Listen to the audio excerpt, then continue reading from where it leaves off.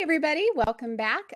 Today we're going to be talking about chapter 16, which you will find is a bit of a review from some of the other things that we've talked about before, which is great.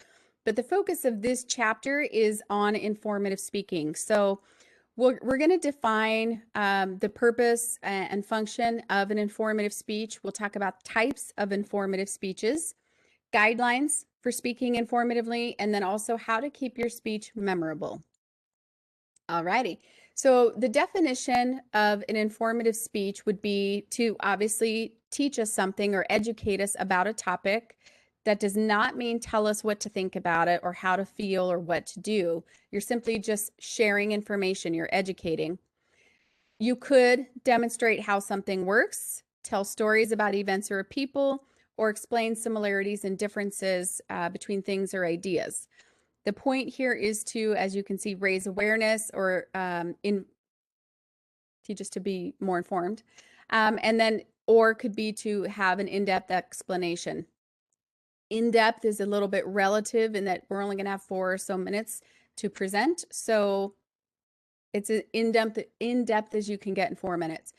I want to be really clear and revisit the idea of something I put in the assignment for this speech is, in general, yes, an informative speech could tell us about how something works, but I want to get us away from the how-to, especially in a very short period of time. They come across usually very dry. So for example, if somebody says, I want to teach you guys how to change a tire. Yes, that's informative, but what ends up happening is it comes across like, first you're going to grab this thing, then you're going to put it here, then you're going to do that thing. And then it almost becomes like just 30 steps to follow. And as you can imagine, it's hard to retain that many steps. Also, we only have a short period of time. So for the purpose of our class, we've already talked about the topic that you cannot choose is anything related to marijuana or CBD. We've already said it cannot be persuasive, right? Your topic cannot tell us what to think or do. And then the only other third thing is I'm going to ask you to stay away from a how to do this, like a process speech, okay? Again, that's all written in the directions multiple times. In terms of types of speeches, this is really just kind of background information. If you were going to do a speech that defines a term or concept, describes like a place, object, or something relevant for your audience, then it would be called expository. Again, process or demonstration speech is the one that we're going to avoid, but that is a type of informative speech. Narrative is probably not something you can use for this class either, because we do have to have research. If you were just going to tell us about a story of something that happened in your life, you would have a hard time probably finding research, and our assignment does require research. So while a narrative, just like process, is a type of informative speech, I'm going to ask you to stay away from that. And you'll know because obviously you have to start doing research, and you can't research usually your own experience. Then the other type, which is an option for you guys, is to compare and contrast. And we talked about this a little bit in the last recording. Again, that's when you talk about similarities and or differences between ideas, things, events, people, what have you. This one is also hard to do in 4 minutes, but it can be done. For example, if you want to just identify, or not identify, but compare and contrast, let's say you're considering which university to go to. I know I work a lot with hospitality majors, and they want to choose between, let's say, ASU and NAU. So your research could say, you know, your main points, one of your main points might be ASU, one might be NAU. And if you were going to compare and contrast those topics or use a compare contrast model, if you will, you might share the tuition for both, the specific classes that would be taken for both, how long it would take at both places, right? So you're sharing the same types of data, and then just in finding the answers to those prompts or questions, you're comparing. So this school costs this much, this one costs this much. This one requires 32 classes, this one requires 16, right? So that can be helpful if that's what you're trying to share with us. Those are the different types. In terms of guidelines, you'll see this is why we're talking about chapter 16 before even 14 and 15, because you should be thinking about these things before you choose your topic. You want to choose something that you care about and or know about. We've talked quite a bit about making sure that you hold and keep your audience's attention. We also talked about doing an audience analysis to make sure this is something that's appropriate and also even interesting for your topic. That applies to every speech, not just informative speeches. You do want to talk about, you do want to use everyday language. We talked a little bit about that.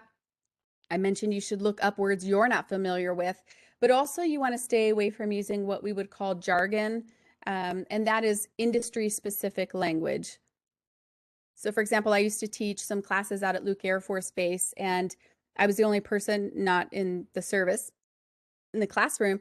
And as they were talking about and giving examples, they would say things like, oh, yeah, well, that's a 16B12 on an M5 or whatever.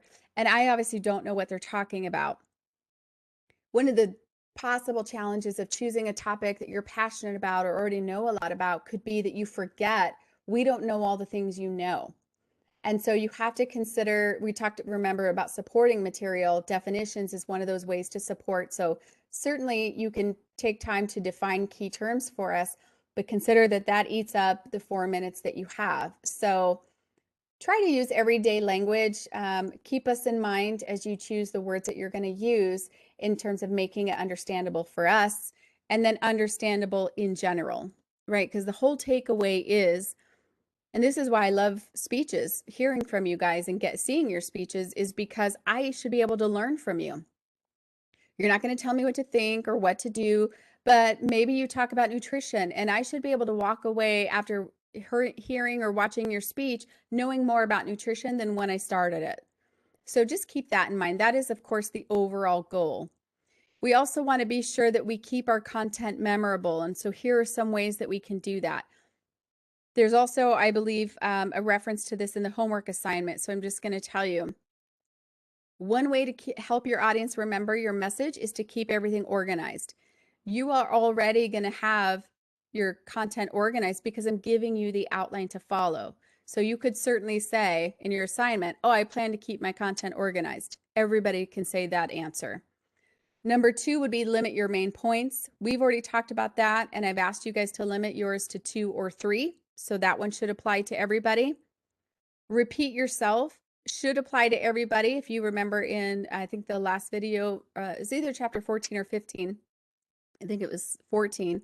When we were talking about composing your speech, I said you need to preview your main points in the intro, describe the same main points in the same order in the body, and then you're going to review your main points in the same order in the conclusion. So there's repetition built in for you just in the outline I'm going to give you. So everybody can also speak to number 3.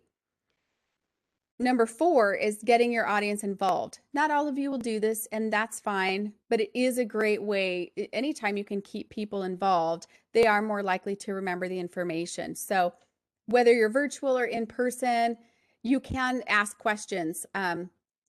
In our case, if you're just recording this and it's going to be on YouTube, and so then I'm going to go and watch it, you could ask a question and it would be weird because we both know that there's no one there to answer it. But if you ever lead with a question as part of your attention getter, like how many of you knew, I just learned this the other day actually, how many of you knew that canola oil turns to plastic in your stomach? That's a real thing. I just learned that. And if I were going to use that as my attention getter as a question, I should then pause and wait for answers. What we don't want to do if we ask a question is, how many of you know that canola oil turns to plastic in your stomach? Okay, cool. So it does. And then we just keep going because then it doesn't even sound like a question. You really just made a statement, but you put how many of you know this in front of it. If you in fact ask a question, just leave time for an answer.